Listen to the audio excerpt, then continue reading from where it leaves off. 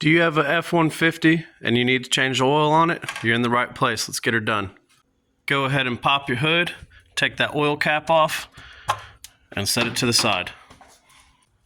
Grab your 16mm socket and your drain pan and slide it in right behind the passenger side wheel. That's where you're going to have best access to the drain plug. Right here is your drain plug. Go ahead and bust that loose and then let all that oil drain out.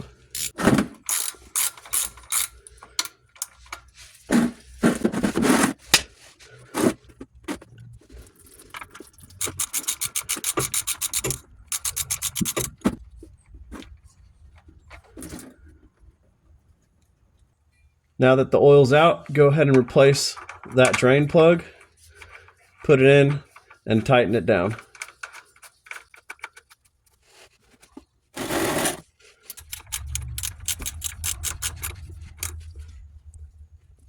Take your oil drain pan, slide it under the driver's front, and you will see the oil filter right here. Go ahead and take that off, put the new one on. Usually to take an oil filter off, you're going to use something like this, which is an oil filter wrench. This truck actually has a K&N filter on it, so it takes a 1-inch socket at the end. We're going to try to break it loose with that. If we can't get it with that, then we'll just use the oil filter wrench.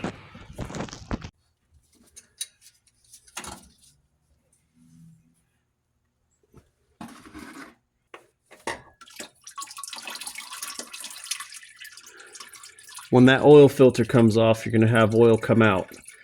Be sure to have your drain pan underneath it.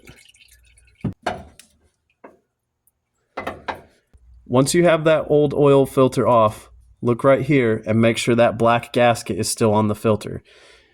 Go ahead and make sure that's there and not stuck up on the block right there, causing a double gasket issue. What that is when you put the new filter on, if that old gasket is still stuck there, you'll have two gaskets on there, and that'll cause a major oil leak.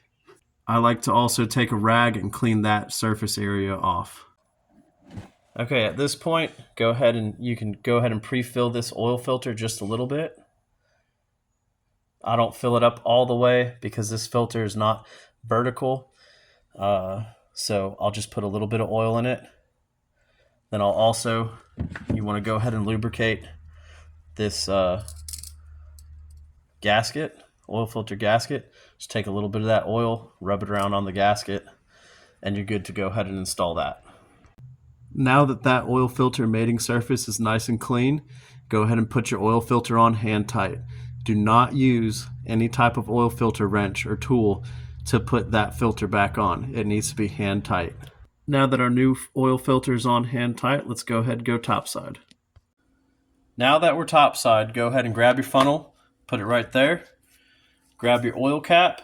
Right there it tells you 5W20. This vehicle takes 6 quarts. All right, this vehicle takes 6 quarts. This is a 6-quart jug. Let's go ahead and fill her up.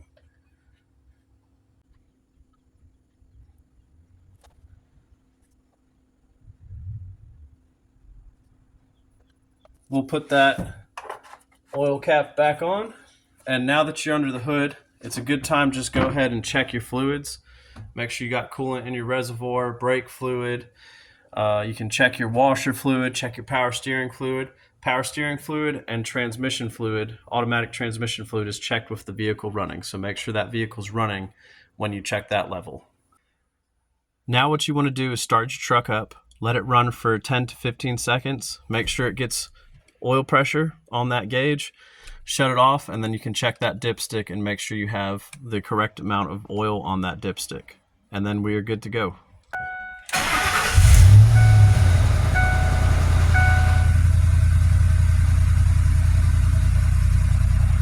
There's our oil pressure. On the driver's side of your truck is your engine oil dipstick. It's right here next to your power steering. Go ahead and pull that out. Give it a wipe. Put it back in. And we'll pull it out again and check that level. Right there on our stick, we're in good standings with the oil. Now that your oil change is done, go ahead and grab yourself an oil change sticker. These are free at AutoZone. These I picked up for like $1 online. Write your date and write your mileage plus 3,000 or 5,000 miles. Stick it in your windshield to remember when your oil change is due. Well, now you have a bunch of old oil and you don't know what to do with it. Do not go dump it in your yard. Take it and dump it into that now empty container that you had your oil in, and take it to AutoZone or any other parts store, and they will dispose of it for free. Or you can have some 5-gallon buckets like I do and dump them in there, and then once they're full, take it to AutoZone or anywhere else, and they will dispose of it for free. Do not go dump it in your yard. Well, guys, that's a wrap. I hope it was helpful. If you found it helpful, please like, comment, and subscribe, and see some of my other content right here.